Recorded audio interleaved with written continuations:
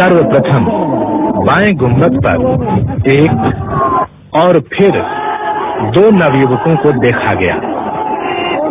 एक युवक ने गुंबज के कमल दलों को तोड़ना प्रारंभ किया और दूसरे ने ध्वजा फहराई। पहला युवक दोनों हाथों को उठाकर विजय उद्घोष करता सा प्रतीत हुआ। आयोजकों को लगा कि ये 30 अक्टूबर 1990 को हुई घटना की पुनरावृत्ति मात्र है। मंच से प्रार्थना की गई कि कोई भी कारसेवक अनुशासन न तोड़े और जो लोग गुंबद के ऊपर हैं वो नीचे उतर आए। लेकिन एक के बाद एक युवक विवादित ढांचे के गुंबदों पर चढ़ते दिखाई दिए। संघ के कार्यकर्ता भी विफल रहे इस जन उन्माद को रोकने में।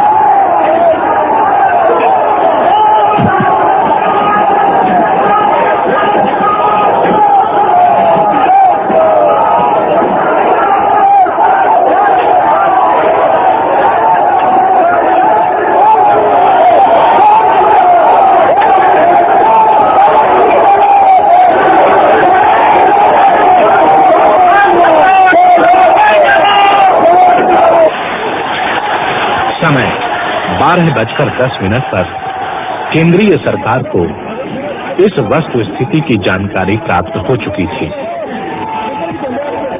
आक्रोश और उन्माद से भरी भीड़ के सामने प्रादेशिक सरकार द्वारा की गई पुलिस व्यवस्था असमर्थ सिद्ध हो रही थी।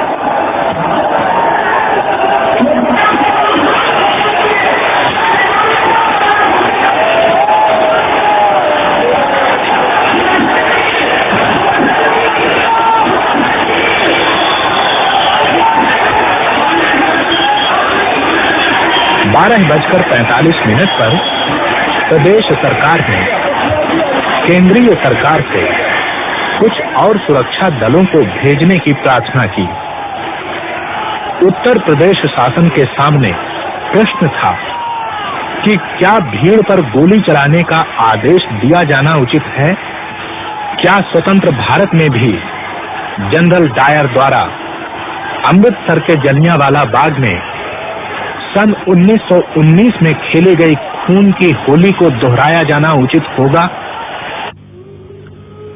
एक तरफ थी ऐसी कानून व्यवस्था जिसका मानो देश की करोड़ों जनता की भावनाओं से कोई सरोकार न हो, तथा दूसरी तरफ थी सदियों से दबाई जाती रही देशवासियों की भावनाएं, जो अब एक नया ज्वार बनकर उमड़ पड़ी थी।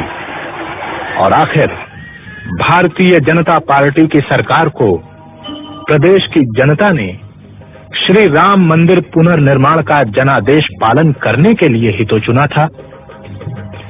एक तरफ था उत्तर प्रदेश के मुख्यमंत्री माननीय श्री कल्याण सिंह तथा भारतीय जनता पार्टी के वरिष्ठ नेता श्रीमंत राजमाता विजया राजे सिंधिया और सांसद स्वामी चिन्मयानंद महाराज आदि द्वारा सुप्रीम कोर्ट को दिए गए कानून पालन के प्रति प्रतिबद्धता के आश्वासन पत्र, जिनमें उनके मंतव्यों तथा निर्णयों की स्पष्ट अभिव्यक्ति थी कि भारतीय जनता पार्टी श्री राम मंदिर के पुनर्निर्माण के लक्ष्य को कानूनी एवं संवैधानिक मार्ग पर चलकर ही प्राप्त करना चाहती है।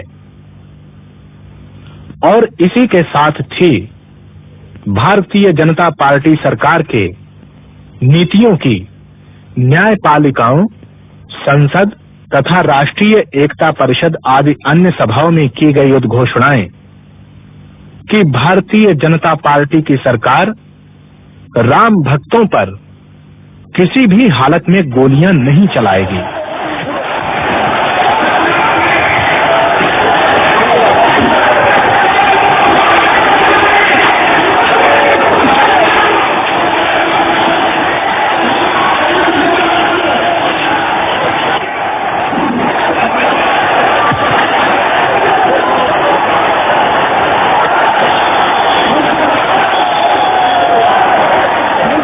सदियों से संचित हिंदू जनमानस के आक्रोश के इस विस्फोट को भला कौन सी राजकीय शक्ति रोकने में समर्थ हो सकती थी?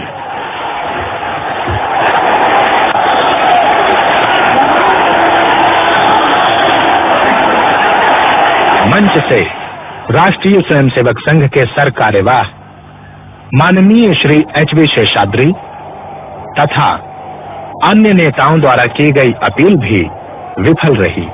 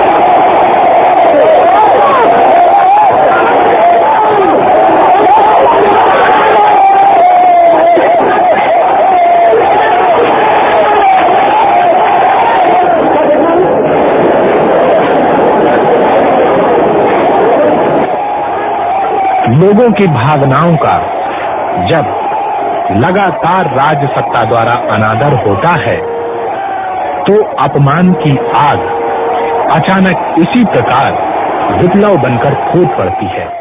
6 दिसंबर 1992 को यहां पर लाखों राम भक्तों ने धावा बोल दिया और अपने प्राणों की बलि देते हुए 2:50 पर पहला गुंबद